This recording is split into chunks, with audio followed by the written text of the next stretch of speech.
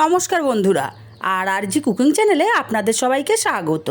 আজকে নিয়ে হাজির হয়ে গেলাম বাঙালির জনপ্রিয় শেষ পাতে আমড়ার চাটনি রেসিপি নিয়ে। তো চলুন শুরু করা যাক। আমি এখানে 500 গ্রাম আমড়া খোসাটা ফেলে পাতলা পাতলা টুকরো করে কেটে নিয়েছি। বীজগুলো মাছ বরাবর কেটে নিয়েছি, আমড়ার সাথেই আছে।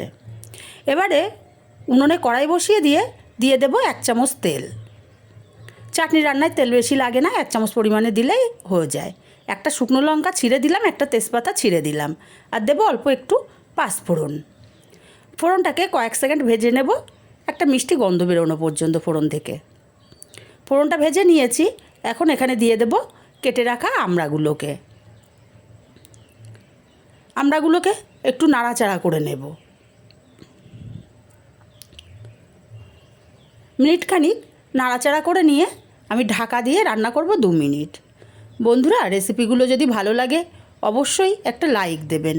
লাইক দিলে ভিডিও বানানোর মোটিভেশন বাড়ে। 2 মিনিট পর ঢাকাটা খুলে নিলাম। আমড়াগুলোর কিন্তু কালার চেঞ্জ হয়ে গেছে, আমড়া অনেকটাই নরম হয়ে গেছে। একটু নাড়াচাড়া করে নিয়ে এবার এখানে দিয়ে দেব আমি স্বাদ মতো লবণ।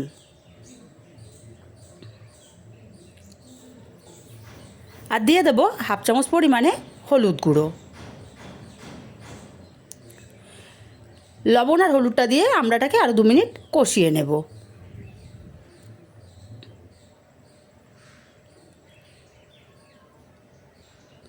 দু মিনিট আমি কষিয়ে নিয়েছি আমড়াটাকে। এবার এখানে দিয়ে দেব চিনি।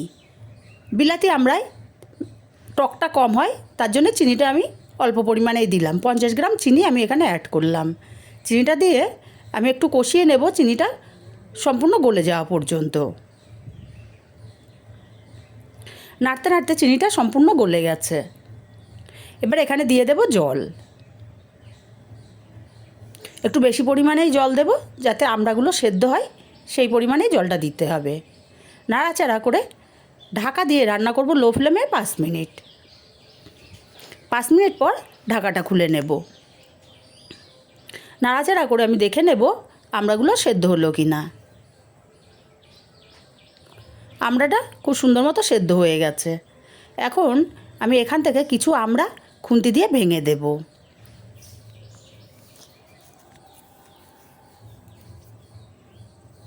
মাঝখানের আমড়াগুলো ভাঙা যাবে না, সাইডেরগুলো আমি ভেঙে ভেঙে দিচ্ছি, এতে করে চাটনিটা বেশ গাঢ় হবে। বেশ কিছুটা আমড়া আমি এখানে ভেঙে দিয়েছি।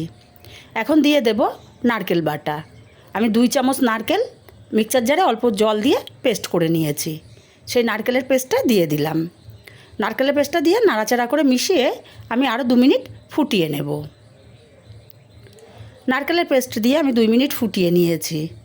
নাড়াচাড়া করে এখানে আমি দিয়ে দেব সামান্য একটুখানি ভাজা জিরের গুঁড়ো। ভাজা জিরের গুঁড়োটা দেওয়ার কারণে টেস্টটা কিন্তু দারুণ আসে। নাড়াচাড়া করে ভালো করে মিশিয়ে নিতে হবে।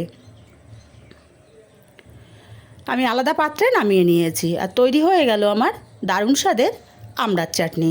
রেসিপিটা কেমন লাগলো কমেন্ট করে জানাতে ভুলবেন না। ভালো লাগলে কাছের আত্মীয় স্বজন বন্ধুবান্ধবের কাছে শেয়ার করতে ভুলবেন না।